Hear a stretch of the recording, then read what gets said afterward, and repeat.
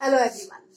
Today we will study the analytical method of vector addition, where we will actually calculate the formula to use this vector addition law for solving the numericals. So here what will we find?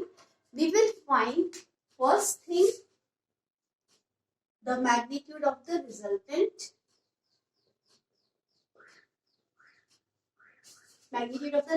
of the vector addition.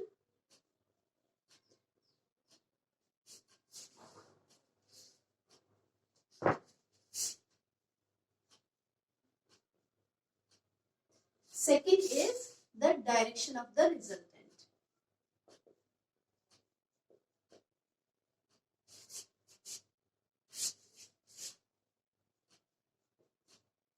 Resultant vectors when we are adding two vectors. So first we will take the case of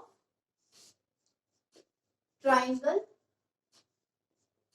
law. Okay, we have already studied the definition or the statement of the triangle law of vector addition. What does it state? It states that if two vectors are given as the adjacent sides of a triangle. Suppose this is your first vector. This is your second vector.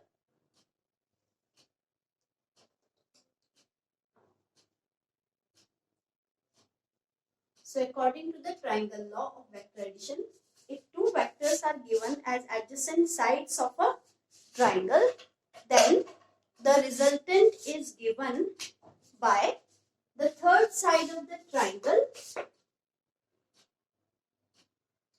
taken in reverse order. Reverse order means the arrow will not be in the same order here. It will be in reverse order, right? So this will give the resultant vector. This is your triangle law. Now we have to analyze it. We have to find the analytical method to find the magnitude of this resultant and the direction of the resultant. So for that, what will I do? Vectorially, I can represent it like this, right? But I have to find the value. So what will I do? I'll do some construction over here.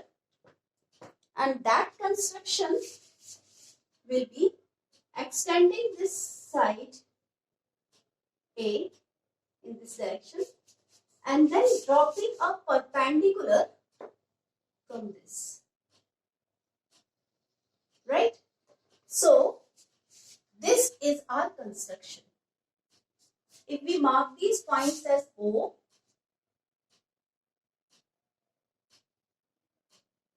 C, D and E, right? And the angle between these two vectors. If this vector is this, so what is the direction of this vector? This one. B vector is this, so what is the direction of this vector? This. So angle between these two is theta, right? So I can mark this theta over here, right? Now, if I know the trigonometry, I can use this trigonometry to find the values of FD and CD. So what is the value of FD? What is the relation between this perpendicular and hypotenuse? We know that is sine theta. So we can write that in triangle ECD, right? Sine theta is perpendicular upon hypotenuse. What does that mean? ED upon hypotenuse is EC, right? From here, I can write the value of this perpendicular. So this ED is equal to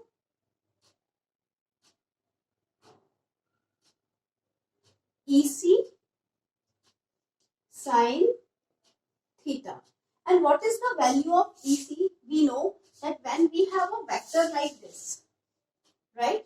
This shows the direction and this length is the magnitude. So here what do we want? We want the magnitude of EC. What is the magnitude of EC? this is actually magnitude of B vector. So this is B sine theta. This gives us the side ED of the triangle. Now again, if I look at this, the same triangle, here in this cos theta gives us a relation between base and hypotenuse, right? So base is CD and hypotenuse is again EC, right? From here, I can write the value of CD. CD will be EC into cos theta, and this will give us, EC means magnitude of B into cos of theta, right? So I can write in this diagram that the value of this ED is B sine theta and value of CD is B cos theta, right? Now this is very simple. We can take this right triangle. In right triangle, E D O. I can use Pythagoras here. So I can write using Pythagoras theorem. I can directly write OE square is equal to OD square plus ED whole square. This I can write, OD means OC plus CD whole square plus ED whole square, right? I can put these values. So this is OE square. OE means magnitude of the resultant. I can write this as R whole square. What is OD? OD is OC plus CD. So OC plus CD means OC is what? Magnitude of the A vector. So you can say that this complete length is A plus B cos theta. This complete length is OC is magnitude of A and B cos theta is CD. So I can write A plus B cos theta whole square plus ED is how much? B sin theta. B sin theta whole square, right? Now solving this is very easy. I can write this R square is equal to, if we consider this as A, this as B, so A square, what is the formula for A plus B whole square? A square plus B square plus 2AB cos theta. So I will write this, the A square plus B square plus 2AB. So I can write it A square plus B square cos square theta. I am considering the second part as B cos theta plus twice of first value is A, second value is B cos theta. So opening this using mathematical formula x plus y whole square, we get x square plus y square plus 2xy, right? So this gives us B square sin square theta, right?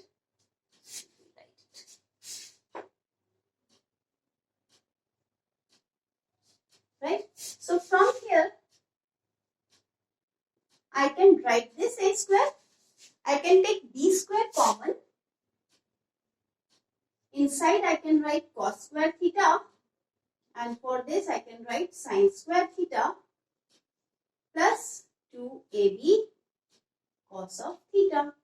So this value we know that this is 1. We know that the value of sin square theta plus cos square theta is 1. So I can write the reason sin square theta plus cos square theta is equal to 1. So therefore, I will write it like this. R is equal to, R square is equal to A square plus B square plus 2AB cos of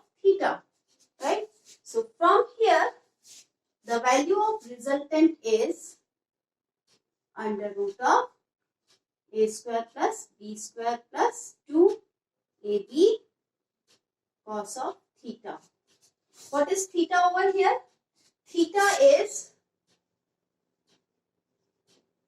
angle between a and b vector. Right? So this is about the first part, that is our magnitude. So we have just calculated what? The magnitude of r. That is the resultant of these two vectors. Now in the next step, what will we calculate? We will calculate the direction of this resultant. So I am rubbing the board now. Second part we are taking now.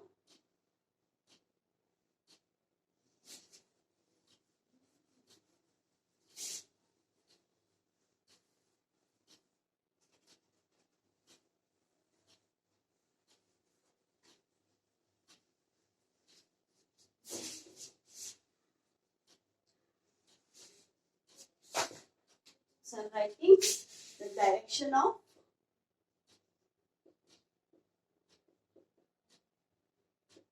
the resultant. So how will I write the direction? Direction of resultant with a vector I am finding. So let's mark this angle by alpha. So this can be calculated by this. So we can say that in triangle EDO, tan alpha is perpendicular upon base. Perpendicular is how much? ED, and base is how much? OD. So ED is how much? B sin theta upon OD is how much? A plus B cos of theta, where theta is the angle between the two vectors and alpha is the direction of the resultant with one of the angles. Right? Similarly, we can apply this analytical method for finding the magnitude and direction of resultant using parallelogram law also. So I am rubbing this board now.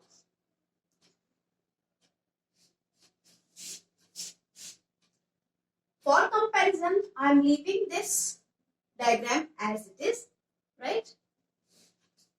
So now I am taking here parallelogram law, and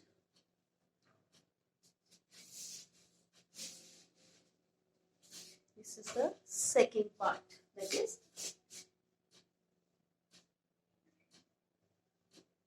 parallelogram. Right? So for parallelogram law, only the diagram will be different, right? Rest of the things will remain the same. So I'm drawing this diagram for the parallelogram law over here.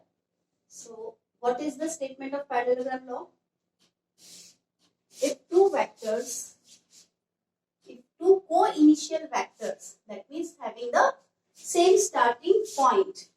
So if two co-initial vectors are represented as adjacent sides of a parallelogram, right? Then the diagonal of the parallelogram will give the resultant both in magnitude as well as in direction. So I need to complete this parallelogram.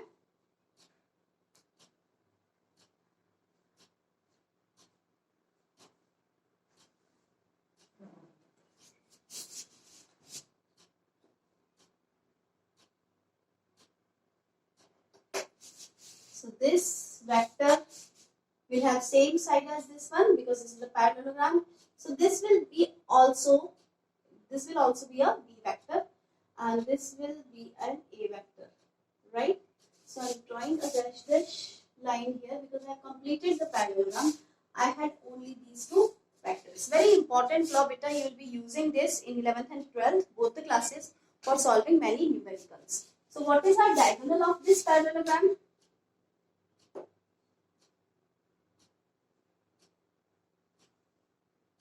This is the diagonal of the parallelogram.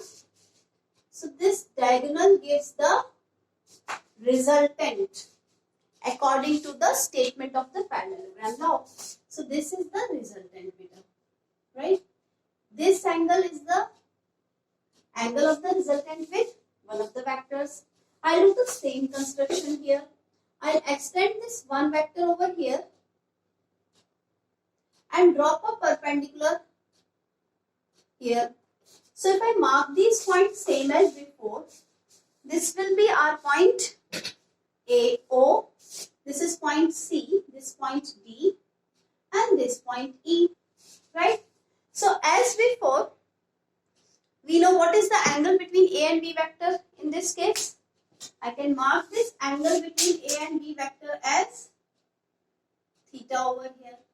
So if this is a parallelogram, so by corresponding angles, this angle will also be theta, right? So now you can check that both the diagrams are similar, right?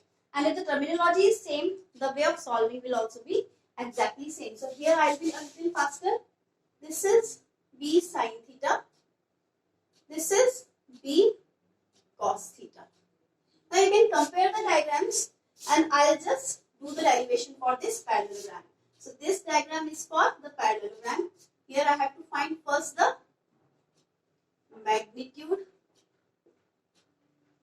of R. So what will I do? I'll take the triangle EOB. So R square is equal to OD square plus ED square. OD is how much?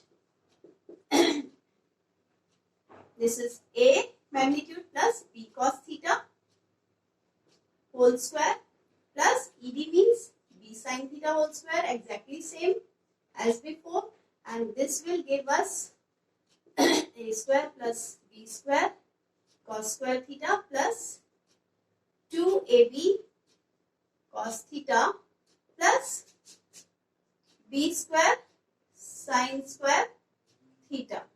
As before, it's exactly same. You can check it. So this is R is equal to A square. This is square over here. A square plus B square plus 2AB cos theta. And I can put an under root over here. Right?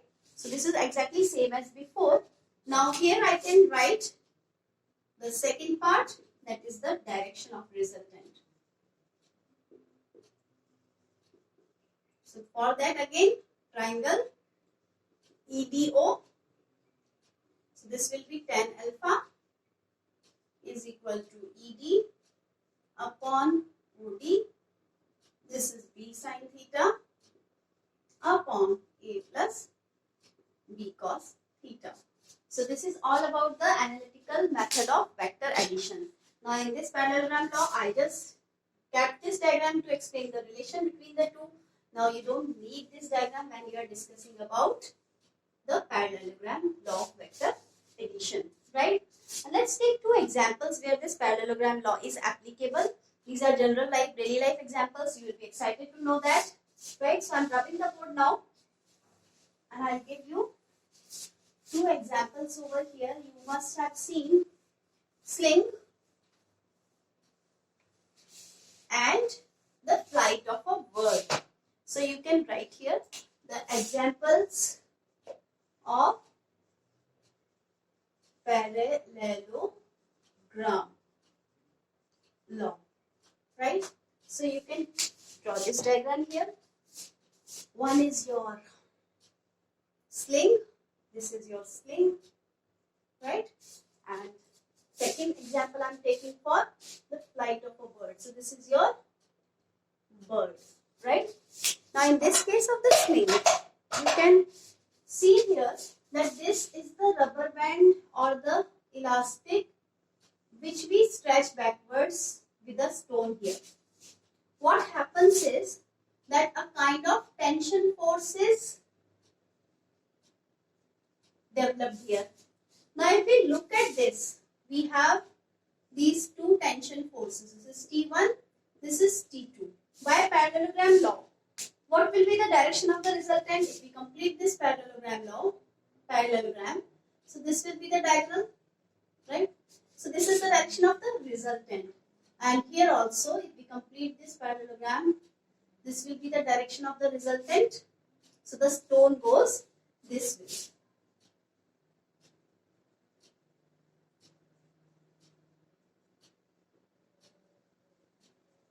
Right? Similarly, if you look at the flight of the bird, these wings push the air down this way. Right? And due to the reaction of the air, there will be a reaction force this way and this way. So we have this first force, reaction force, this is the second force, reaction force, and this same force was exerted here. So due to the resultant of these two, this is the resultant. So you can say that if these are the F1, F2, so your resultant will be this way, है ना? By parallelogram law.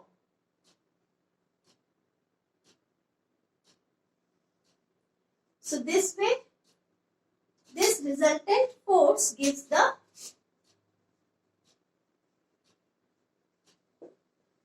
upward lift. Okay, so this is the application of parallelogram law into examples which you observe in daily life. That's all for now. Thank you and have a nice day.